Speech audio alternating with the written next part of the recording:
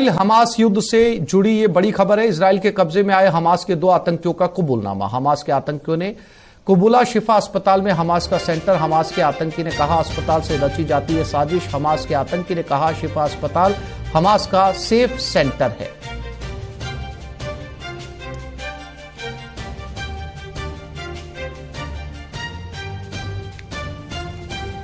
जो शिफा अस्पताल के बारे में आतंकियों ने कबूल किया है कि हमास ने वहां अपना कमांड सेंटर बना रखा है, उसका एक वीडियो इजराइल की सेना ने जारी किया था और दावा किया था कि हमास के आतंकियों ने गाजा के सबसे बड़े अस्पताल अल शिफा के नीचे अपना वॉर रूम बना रखा है और वहीं से ऑपरेट करते हैं। हालांकि इजराइल ने हमास को चेतावनी दे दी है कि वो अस्पतालों में बने हमास के ठिकानों को भी तबाह कर देंगे। हालांकि हमास ने इजराइल के दावे को खारिज कर दिया है।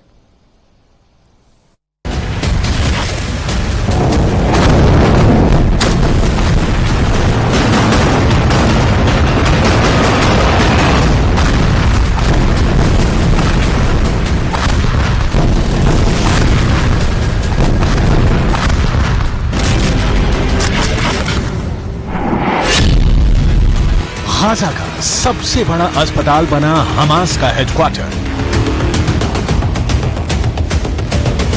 जमीन के ऊपर अस्पताल, जमीन के नीचे हमास का कमांड सेंटर। इजराइल ने ढूंढ निकाला पाताल में छिपा हमास का असली अड्डा। इजराइल ने ग्राउंड ऑपरेशन के लिए अल शिफा हॉस्पिटल को बनाया पहला टारगेट।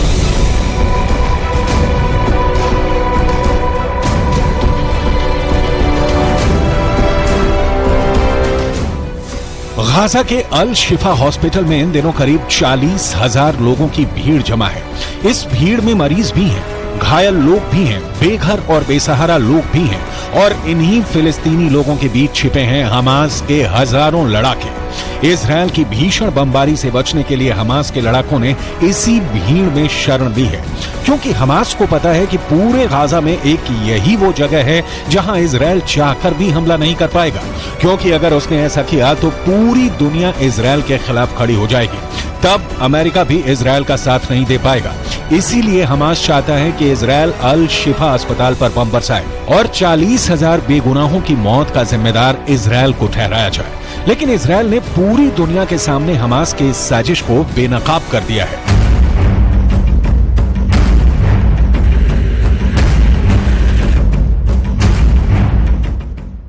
इजराइल ने गाजा पट्टी के सबसे बड़े अस्पताल अल शिफा को हमास का हेडक्वार्टर बताया है। इजरायली सेना का दावा है कि हमास इसी अस्पताल से अपनी आतंकी गतिविधियों को ऑपरेट कर रहा है। इजरायली सेना ने इस अस्पताल में हमास के हेडक्वार्टर का बाकायदा एक 3D मैप जारी किया है, जिसमें दिखाया गया है कि अस्पताल की इमारत के ठीक नीचे हमास ने अंडरग्राउंड ऑपरेशन बेस बना रखा है। इजरायल की सेना का दावा है कि उसके पास ऐसी खुफिया जानकारी है कि अस्पताल के बाहर से अंडरग्राउंड बेस तक जाने के लिए कई सुरंगें बनाई गई हैं, ताकि हमास के अधिकारियों को अस्पताल के अंदर न जाना पड़े। दावा यह भी है कि अस्पताल के एक वार्ड से अंडरग्राउंड जाने का रास्ता भी बनाया गया है। इसके सबूत के तौर पर इजरायल ने कुछ ऑडियो और वीडियो भी जारी किए हैं और बताया है कि आतंकी अभी तक एक अस्पताल से दूसरे अस्पताल आसानी से जाते देखे गए। Today I will be revealing intelligence proving that Hamas uses hospitals as terror infrastructures. I repeat that Hamas uses hospitals as terror infrastructures. Hamas has turned hospitals into command and control centers and hideouts for Hamas terrorists and commanders. This is an illustration of Shifa Hospital and the underground facilities. I want to repeat, this is only an illustration.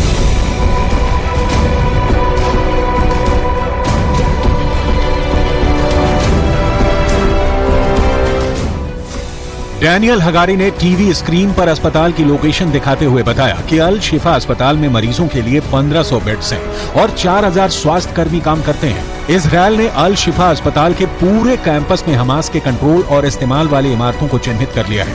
पूरी दुनिया को इसके बारे में साफ साफ बता दिया है। The red buildings, as I mentioned, are buildings that Hamas is using, meaning he does his command and control in different departments of the hospital, like the Rengen room and others. He uses these places in order to do command and control for terror activities, launching rockets, etc., etc. It is here in Shifa Hospital where Hamas operates some of its command and control cells. This is where they direct rocket attacks, command Hamas forces. Hamas terrorists operate inside and under Shifa Hospital and other hospitals in Gaza with network of terror tunnels. Hamas also has an entrance to those terror tunnels from inside the hospital wards, meaning from different places of the hospital you can go into an underground tunnel that will provide you shelter. Israel ने Hamas को चुनौती दी है कि अस्पताल से बाहर निकले और मरीजों को ह्यूमन शील्ड के तौर पर इस्तेमाल करना बंद करें। लेकिन हमास के कायर लड़ाके जानते हैं कि अस्पताल से बाहर आने का मतलब है बेमौत मरना, क्योंकि जैसे ही आतंकी अस्पतालों से बाहर आएंगे और आम नागरिकों से दूर होंगे, वैसे ही इजरायल का हेरॉन ड्रोन उनकी लोकेशन बता देगा, जिसके बाद उन आतंकियों पर इजरायल इतने बम बरसाएगा कि वहीं उनकी कब्र बन जाएगी। इसीलिए हमास के आतंकी गाजा के सबसे बड़े अस्पताल में पनाह लिए बैठे हैं, क्योंकि उन्हें पता है कि इजरायल इस अस्पताल पर कभी एयर स्ट्राइक नहीं करेगा। और अगर इजरायल ग्राउंड ऑपरेशन करते हुए अल शिफा अस्पताल पहुंच भी गया तो उसे वहां हमास का एक भी लड़ाका नहीं मिलेगा, क्योंकि अस्पताल के नीचे बनी सुरंगों से होते हुए वो सभी आतंकी भाग निकलेंगे।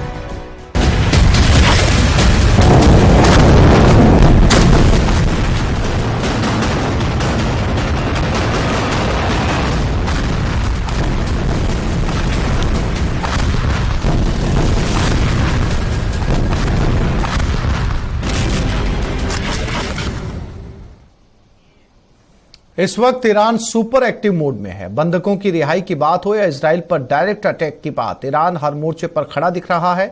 ईरान हमास और हिजबुल्लाह जैसे संगठनों की बैकबोन है, मतलब रीढ़ की हड्डी। अब ये दोनों ग्रुप नेतन्याहू के टारगेट पर हैं। इन दोनों को एक साथ डील करने के लिए इजराइल ने एक बहुत बड़ा फैसला किया है।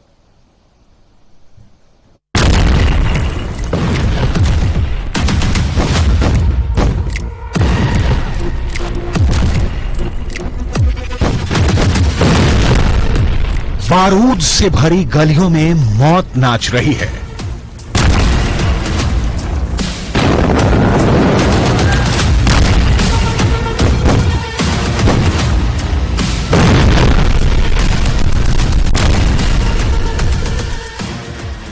रक्त स्नान कर रही है गाजा पट्टी।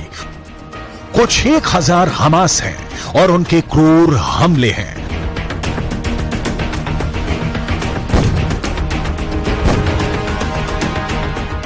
खामियाजा पूरी 20 लाख की आबादी भोग रही है। क्या गाजा के हर घर में हमास समर्थक हैं? इजरायल भेद भुला चुका है।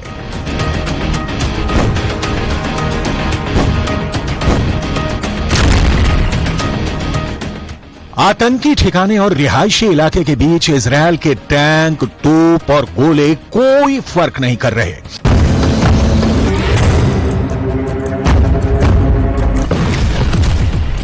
यूएन में उठी पुकार को इजरायल से प्रचंड प्रहार मिलता है। इस बीच गाजा जल रहा है 24 घंटे 8 पहर।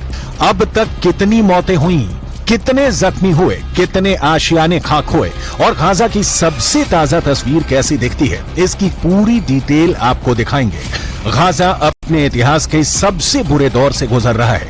बाशिंदों के कंधे जनाजों के बोझ से दबे हुए हैं। हर एक मौत का हिसाब खंगालेंगे। इस वक्त इजरायल और लेबनान में मौजूद अपने 2 संवाददाताओं की ग्राउंड रिपोर्ट भी देखेंगे, लेकिन उसके पहले हमास के एयर चीफ के मारे जाने से फैले मातम की तस्वीरें। इजरायल के गाजा पर किए गए हमले में आतंकी संगठन हमास का एयर चीफ असेम अबू रकाबा मारा गया है। इजरायली एयर स्ट्राइक में असेम रकाबा की मौत हो गई है। असेम अबू रकाबा 7 अक्टूबर को किए गए इजरायल के हमले का मास्टरमाइंड था। रकाबा हमास के पैराग्लाइडर्स ड्रोन का कमांडर था।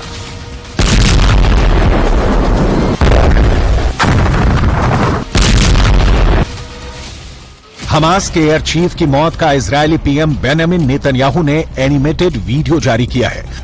प्रधानमंत्री बेंजामिन नेतन्याहू के दिमाग में पिक्चर क्लियर है कि जब तक हमास का एक भी आतंकवादी जिंदा है, इजरायल के तोप के मुंह खुले रहेंगे। हमास को मिट्टी में मिलाने के दौरान जो भी सामने आएगा, गाजा की तरफ भूसा बना दिया जाएगा। गाजा में मौतों की तादाद को लेकर इस वक्त ना तो हमास के पास, ना हिजबुल्लाह के पास, ना ईरान के पास, ना इजरायल कोई भी 100% प्रामाणिक रिपोर्ट है। लेकिन मलबा तो दुनिया के सामने है। जिंदगी इनके बीच कितनी और कैसी बची होगी, आप खुद अंदाजा लगा सकते हैं।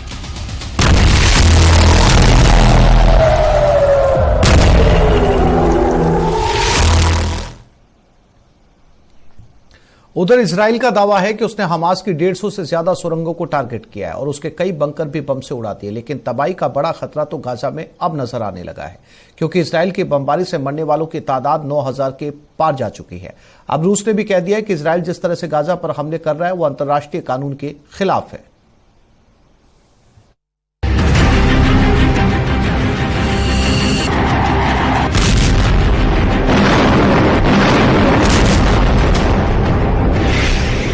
ये है इजरायल का F-16 फाइटर जेट, रात भर बमबारी करने के लिए तैयार है।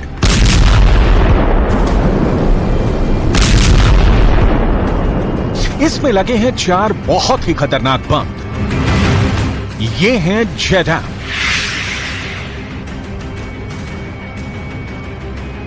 इस बम से इजरायल ने गाजा में बड़ी तबाही मचाई है। यही इस वक्त गाजा का सबसे बड़ा खलनायक बम बन चुका है। हर एक बम का वजन 950 किलो से ज्यादा है, यानी हर विमान पर करीब 4500 किलो बारूद लोड किया गया है।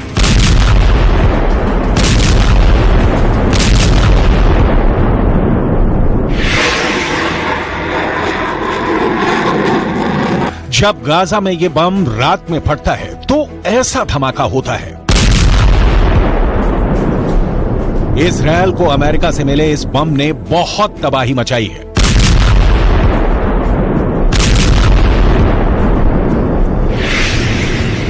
गाजा में पूरा महीना लाल अक्टूबर बन चुका है। लाल अक्टूबर यानी हर तरफ खून ही खून।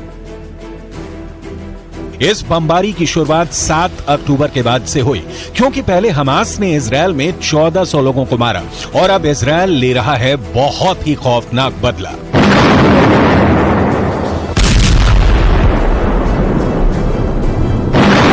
अक्टूबर में ही पश्चिम एशिया का यह हिस्सा 11,000 मौतों का गवाह बन चुका है। 11,000 मौत बहुत ही बड़ा आंकड़ा है।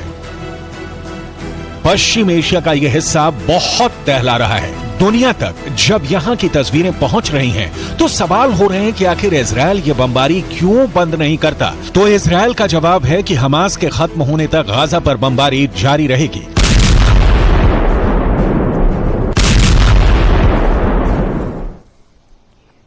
यही यूनिट इजराइल में बिल्ली बटालियन के नाम से जानी जाती है। इसी बिल्ली बटालियन ने हमास के हमले को पूरी तरीके से कामयाब नहीं होने दिया। इस बिल्ली बटालियन में 70% से ज्यादा कमांडो लड़कियां हैं। ये लड़कियां इजराइल में शेरनी कही जाती हैं।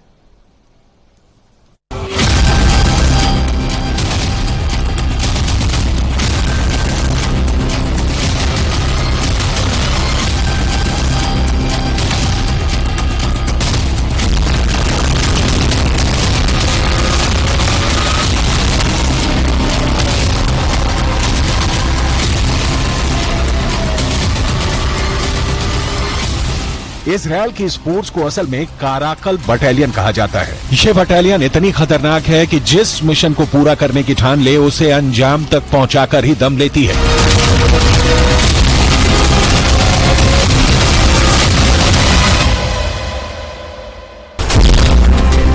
इस बार भी यही हुआ।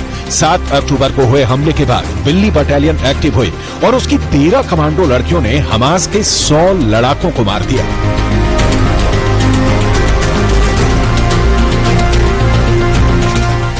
आईडीएफ की महिला कॉम्बैट फोर्स की ये टीम कैसे काम करती है, इसको कमांड कौन करता है, काराकल यानी बिल्ली बटालियन में शामिल होने के लिए महिला जवान को कितनी खतरनाक ट्रेनिंग से गुजरना पड़ता है, ये सब आपको बताएंगे। लेकिन सबसे पहले आप बिल्ली बटालियन के ऑपरेशन हमास के बारे में जान लीजिए।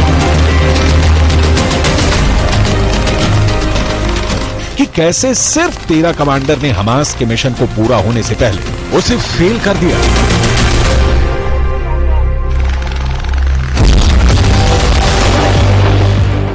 हमास के हमले की जानकारी मिलते ही कर्नल बेन येहूदा अपने 13 सैनिकों के साथ मिस्र की सीमा के पास इजरायल के सूफा मिलिट्री बेस पर पहुंची।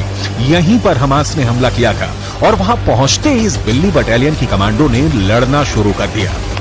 सूफा मिलिट्री बेस पर पहुंचने पर बिल्ली बटालियन ने देखा कि हमास ने कम से कम 50 इजरायली सैनिकों को बंधक बनाया हुआ है। दोनों तरफ से जबरदस्त लड़ाई हुई।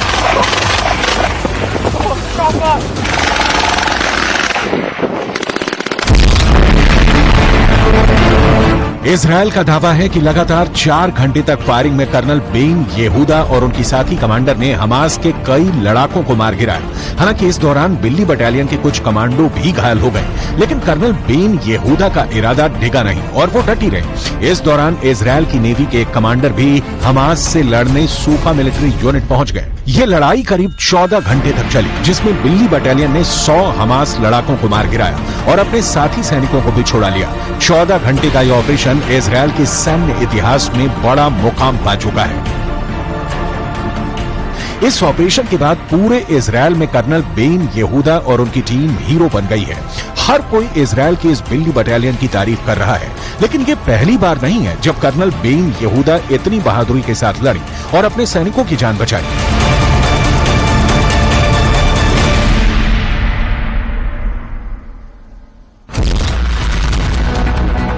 साल 2014 में भी बेन येहूदा मिस्र बॉर्डर पर इसी तरह के ऑपरेशन के दौरान जख्मी हो गई थी, लेकिन उन्होंने हार नहीं मानी और युद्ध में एक दुश्मन को मार गिराया था।